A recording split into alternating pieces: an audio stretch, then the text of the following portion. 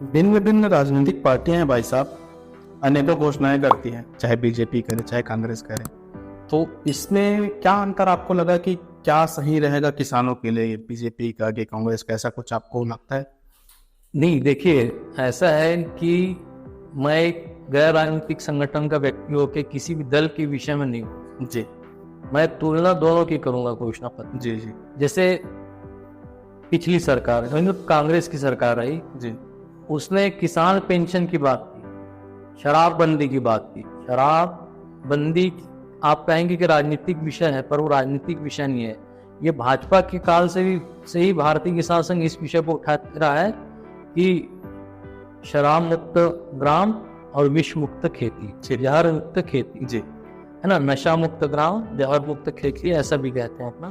तो ये मुद्दे, क्योंकि आज गांव गांव में युवा शराब के कारण बर्बाद हो रहा है, तो इस पर रोक लगानी बहुत आवश्यक थी। और हमें उम्मीद थी, सरकार ने इतने जोर शोर से शराबबंदी की बात अपने घोषणा पत्र में कही थी, तो हमने कहा था कि चलो कि एक सुधार छत्तीसगढ़ में आएगा, क्योंकि जो पैसा कमा रहे हैं वो गंवा रहे हैं शराब में, जी गांव के लोग, और युवा बर्बाद हो रहे हैं। तो शराबबंदी जैसी चीजों को उन्होंने छोड़ दिया, पूरा नहीं किया। फिर किसान पेंशन की बात की। वाकई में अगर आप देखें, 60 वर्ष के उपरांत किसान जब बुजुर्ग हो जाता है तो उसके हाथ में कुछ नहीं रहता। अगर बच्चे उसको पूछते नहीं है तो बड़ा, मतलब बहुत दयनीय स्थिति उस किसान की हो जाती है, बुजुर्ग किसान की। तो किसान पेंशन 1000-1500 एक उसको सहारा हो सकता था। ये सरकार ने वो भी नहीं किया। वैसे उसके पिछले समय भी आप कहेंगे तो भाजपा ने 2 वर्ष को बोनस नहीं दिया, जिस कारण उसकी सरकार ने। तो सरकारें यदि आती है और घोषणाएं करती है, तो उन घोषणाओं को पूरी तरह उसका पालन होना चाहिए, पूरे उन वादों को पूरा करना आवश्यक है। क्योंकि सरकारों ने आजकल एक नई परंपरा चालू की है मुफ्त का देने की। जी सभी सरकारें, सभी पार्टियां, जो पार्टियां आ रही है वो मुफ्त का बांटो। देखिए, सीधा सीधा आप ये लोगों को रिश्वत दे रहे हैं।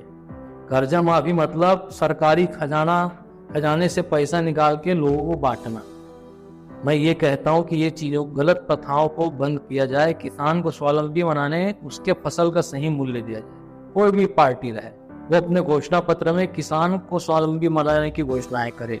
जी क्योंकि मैंने देखा है कि जहाँ मुफ्तखोरी यदि चलता है या कहीं ना कहीं सरकार कुछ न कुछ अपनी तरफ से ये करती है कि प्रलोभन देती है।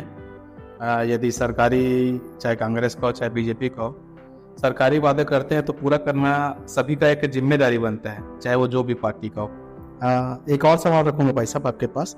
वर्तमान में अभी भारतीय किसान संघ का हस्ताक्षर अभियान चल रहा है और सदस्यता अभियान चल रहा है। तो इस विषय पर आप किसान संघ के महामंत्री हैं प्रदेश के, तो आप क्या राय देना चाहेंगे, किस पर्पस से कार्य कर रहे हैं?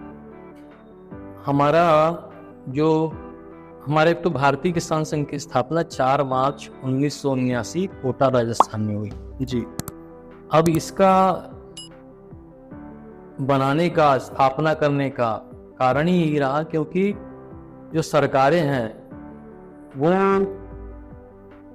उच्च श्रृंखला मत हो जाए, मनमर्जी मत करने लग जाए। तो एक सामाजिक संगठन जो गैर राजनीतिक रहे, वो संगठन ऐसा रहे जो सरकारों पर लगाम लगाए मनमर्जी पे। तो इसलिए उसकी स्थापना हुई। तो भारतीय किसान संघ की जब स्थापना हुई तो इसके जब विषय में विचार किया गया तो सदस्यता का विचार किया गया। भाई, किसान संघ के सदस्य रहेंगे तब तो किसान संघ मजबूत रहेगा। जितने सदस्य दिखेंगे उतना सरकार पर दबाव बनेगा। जी और किसानों को भी लगेगा कि हम कहीं जुड़े हुए हैं। किसान संघ पारिवारिक भावना से कार्य करता है।